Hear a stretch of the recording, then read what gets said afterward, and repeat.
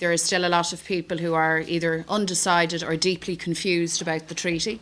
And what we in Sinn Féin want to do is not just to debate the generality of Europe, but to actually set out in concrete terms why we believe the treaty is a bad deal for Ireland, for Europe and for the broader world. And today we'll address our comments to the issue of workers' rights. There's one core issue around workers' rights that needs to be addressed urgently, and it's this.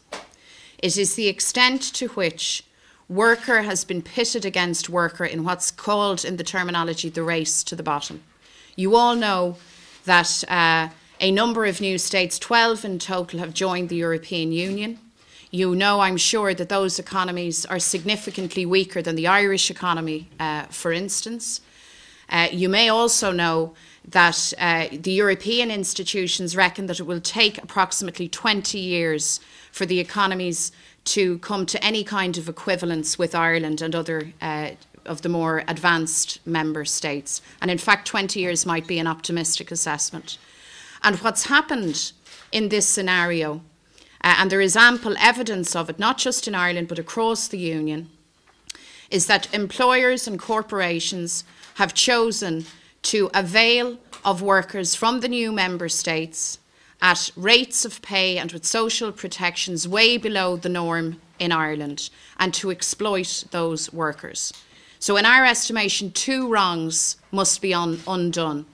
In the first place, Irish workers displaced from their jobs because they simply cannot compete with another set of workers who are brought to Ireland, not paid the rate for the job, and openly and brazenly exploited. Now, we've all known in this state, since Irish Ferries in 2005 and other high-profile cases, that this is a very pressing issue. And yet the Lisbon Treaty fails to address that core issue of workers' rights. And the question for the government and for those who advocate a yes vote is, why is it that the Lisbon Treaty doesn't address this matter? We want an answer to that. We think it is ludicrous for the government to ask the workers of Ireland to ratify an agreement that does not deal with this core issue. We have a simple demand, and it is for equality for every worker in an Irish workplace. And we know that protections to that effect must be contained in the treaty. They are not there. I just finally say to you, the European Trade Union Confederation, albeit late in the day, has now acknowledged that there is this gaping hole in the heart of the Lisbon Treaty.